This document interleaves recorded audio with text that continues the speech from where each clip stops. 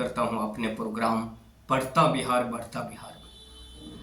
आज मैं doctor Sanjeev Kumar sir के पास आया हूं। आज के जो गेस्ट हैं हमारे डॉक्टर संजीव कुमार जी, मैं इनकी संघर्ष से लेकर सफलता तक की कहानी आपके सामने पेश कर रहा हूं। मैं उम्मीद करता हूं कि इस कहानी से कुछ आप सीखेंगे, कुछ हम सीखेंगे, क्योंकि हर सफल व्यक्ति के पीछे कहीं न कहीं संघर्ष की परछाई जरूर होती है।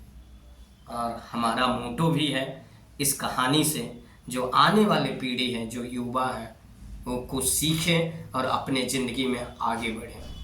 तो आइए मिलते हैं हम डॉक्टर संजीव सर से और जानते हैं इनकी कहानी, इन्हीं की जुबानी। सर, बहुत बहुत स्वागत है आपको हमारे प्रोग्राम में। लाखों दर्शक आपको देख रहे हैं। सबसे पहले तो मैं आपका धन्यवाद ज्ञापन करता हूँ कि आप समय निकाल करके हमें मौका दिया, जो हमारी बातें अन्य आने वाले युवाओं को उसकी जानकारी प्राप्त हो और उससे हमारे आने वाली पीढ़ी भी कुछ लाभान्वित हो। मैं सामान्य परिवार से बिलोंग करता रहा हूँ। हमारे माता पिता दोनों शिक्षक थे। पिताजी का देहांत सर्विस पीरियड में ही 94 में हो गया। माँ 2001 में रिटायर की। पिताजी के मृत्यु उपरांत निश्चित रूप से घर की जवाबदेही मेरे ऊपर आ गई। आप घर के बड़े बेटे? हम घर के बड़े बेटे रहे। तो स्वाभाविक रूप से जब जवाबदेही आती है तो लोगों में परिपक्वता भी आ जाती है। 94 में हमारा एज बहुत ज़्यादा नहीं जी था, 70 हमारा एज है और 24 साल की अवस्था में हमारे पिताजी का देहांत हो गया।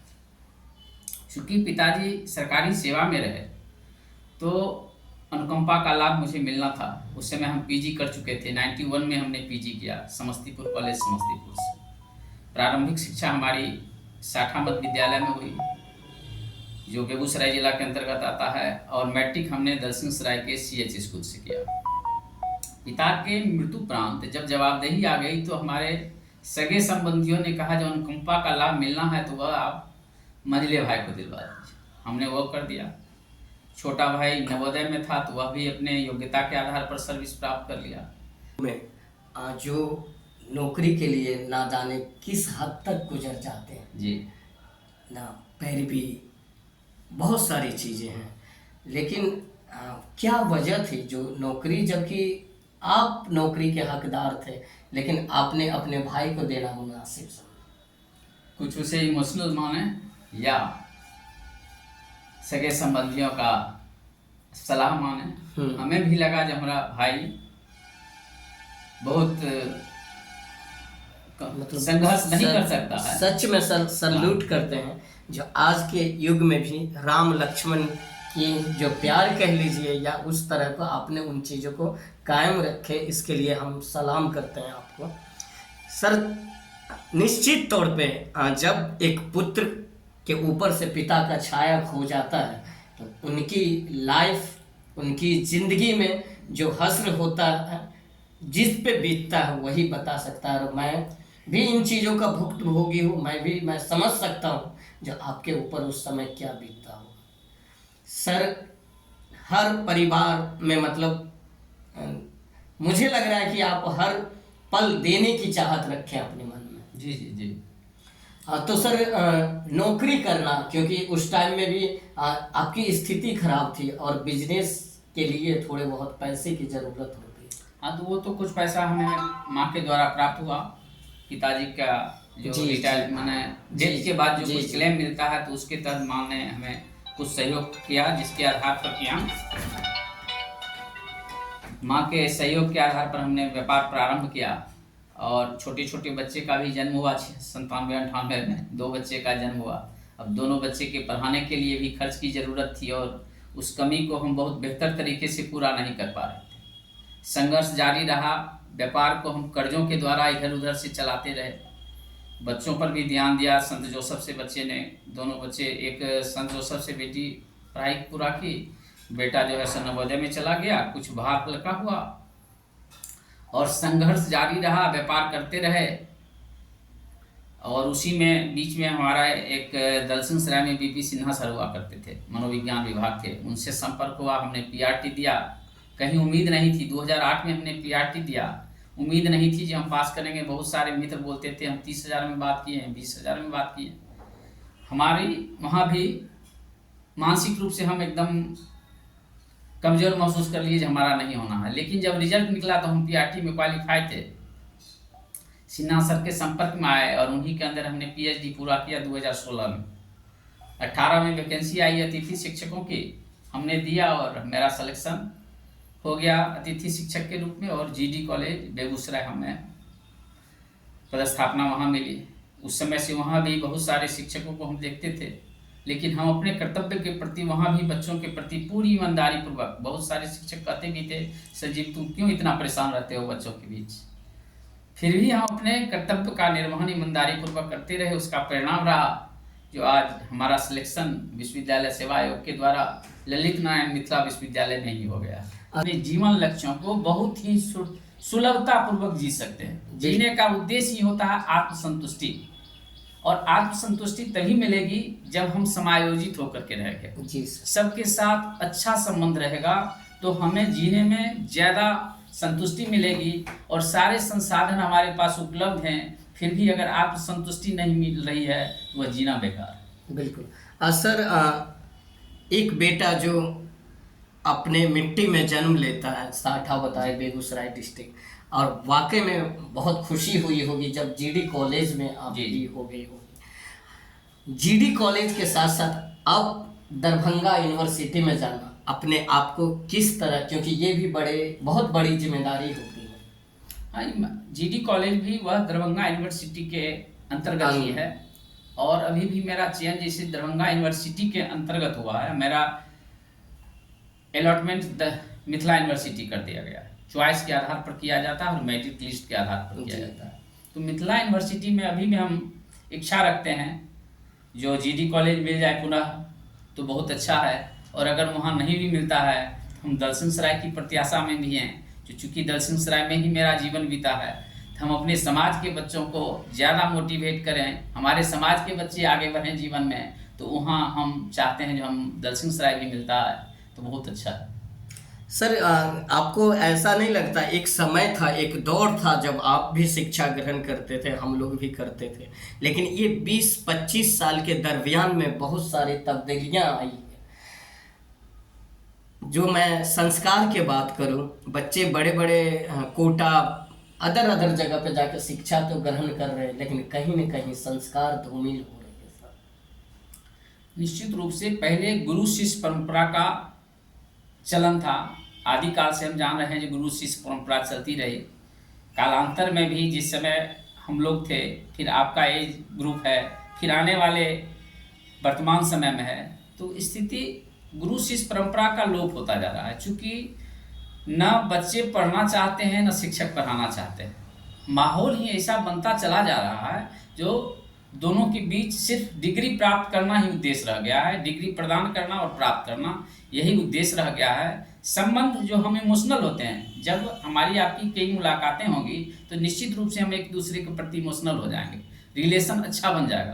तो गुरु शिष्य के बीच भी इस तरह का जब बच्चे वर्क करेंगे, अभी वर्तमान में वर्क करने के लिए नाम काटने का आदेश के पाठक सर ने दिया, यह उनका बहुत ही सराहनीय कार्य है। जो बच्चे कॉलेज के तरफ रुख कर गए जी, तो जब गुरु शिष्य परंपरा का शुरुआत होगा, बच्चे जानेंगे कि हमारे ये गुरु हैं और योग्य रखते हैं, योग्यता है इनके पास, ये पढ़ा रहे हैं, तो शिक्षण ग्रहण करना चाहेंगे। जब शिक्षा ग्रहण करेंगे तो निश्चित रूप से वह कुछ न कुछ सीखेंगे। एक बार में सभी बातों को नहीं सीखा जा सकता है, लेकिन अनवरत अगर वह क्लास करते हैं, पहली दफ़ा कुछ नहीं सीखते हैं, दूसरी दफ़ा कुछ नहीं सीखते हैं। हम पढ़ते भी हैं तो एक बार जब किसी चीज़ को, चैप्टर को एक बार पढ़ते हैं, नए बच्चों को कुछ समझ में नहीं आता है। हम बच्चों को कहते हैं लगातार 2 बार पढ़ जाओ, 3 बार पढ़ो, 4 बार पढ़ो, 5 बार पढ़ो। ज्यों-ज्यों पढ़ने की संख्या बढ़ती जाएगी, कुछ बातें समझ में आती जाएगी, और कुछ ऐसे क्लिष्ट शब्द होंगे, उन्हें आप कागज़ पर नोट करते जाइए। फिर आइए आप हमारे पास, वहीं पर गुरु की ज़रूरत होती है, जो उन क्लिष्ट शब्दों को आप गुरु से शिक्षा प्राप्त कीजिए, सीखिए जो सर ये मैं नहीं समझ रहा हूँ। तो इस प्रयास से एक तो संबंध में प्रगाढ़ता आएगी, सम्मान बढ़ेगा, बच्चों में सीखने की ललक बढ़ेगी, शिक्षकों को भी पढ़ के पढ़ाने की, बहुत सारे ऐसे भी शब्द आते हैं, टॉपिक आते हैं जो शिक्षक खुद उनके संज्ञान में तत्काल नहीं है, रिकॉलिंग करने में उन्हें समय लगता है, तो पढ़ाई में उत्सुकता, एक नयापन आएगा और वह ज़्यादा सुदृढ़ता पूर्वक उसे सीख पाएँ।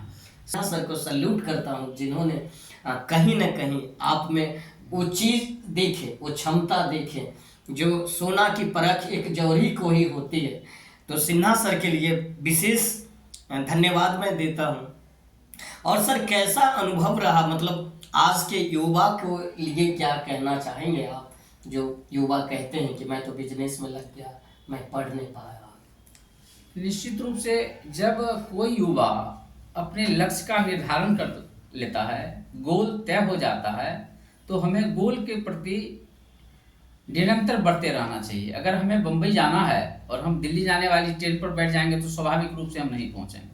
तो जब बच्चे या युवा अपने लक्ष्य का निर्धारण कर लेते हैं, तो लक्ष्य के निर्धारण के बाद निश्चित रूप से बीच में रुकावटें आती है। जिस तरह ट्रेन में भीड़ है, छूट गया गाड़ी, उसी तरह जीवन के संघर्ष में भी कुछ न कुछ रुकावटें आती रहती है।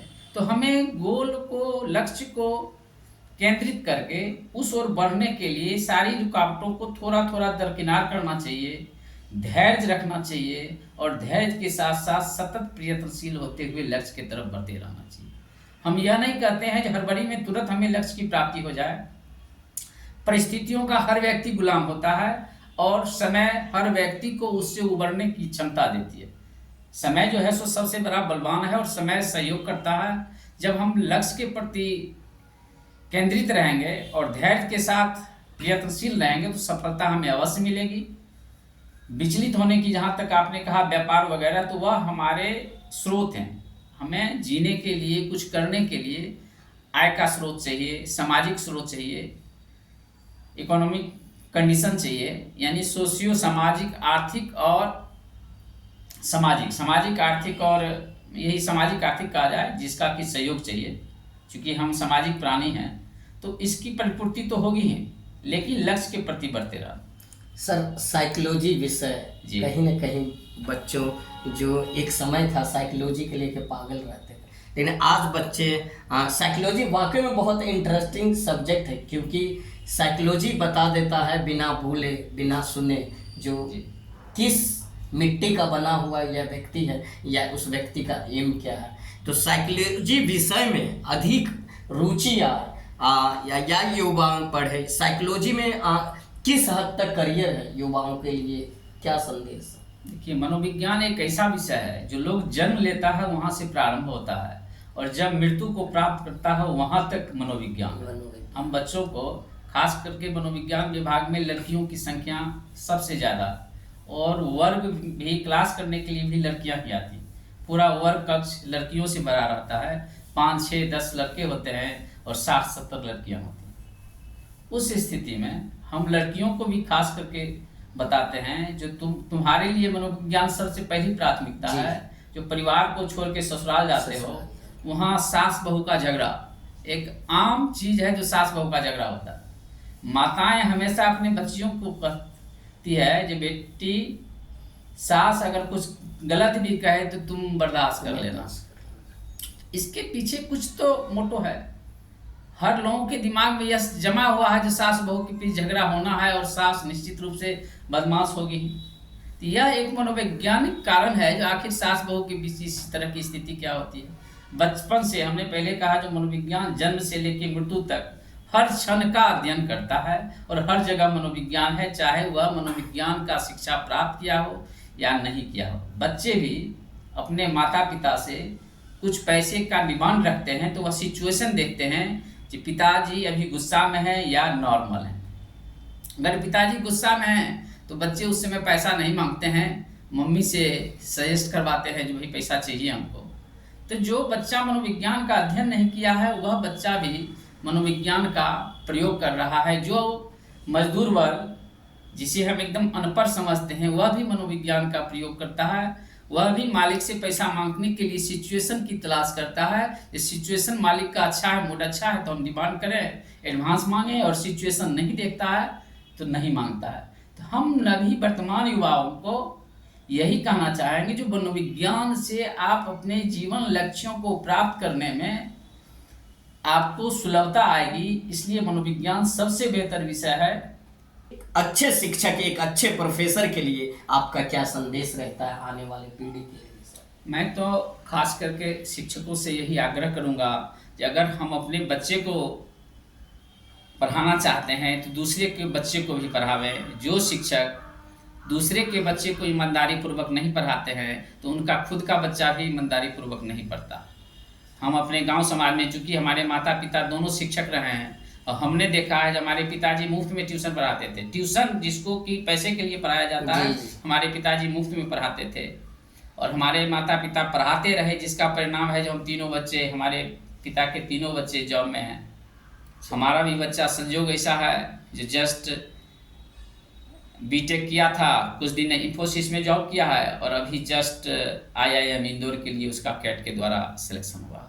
तो हम शिक्षकों से यही कहेंगे जो हम दूसरे के बच्चे को अपना बच्चा समझ के पढ़ाते रहें, ईमानदारी पूर्वक यह समझें कि यह भी मेरा बच्चा है, तो उसका रिटर्निंग हमें यह जरूर मिलेगा। हमारे जनरेशन से उत्पन्न होने वाले बच्चे भी अच्छा करेंगे, चूँकि हम संस्कार सामने वाले को अच्छा देते हैं तो उसका रिवर्स भी हमें अच्छा ही मिलता। बिल्कुल। तो बहुत बहुत धन्यवाद दर्शकों, आपने कीमती वक्त हमारे प्रोग्राम को दिए। पढ़ता बिहार बढ़ता बिहार, जब बिहार के बच्चा पढ़ेगा तो बिहार खुद में खुद आगे बढ़ेगा। तो फिर मिलते हैं किसी और प्रोग्राम में, किसी और जगह पे।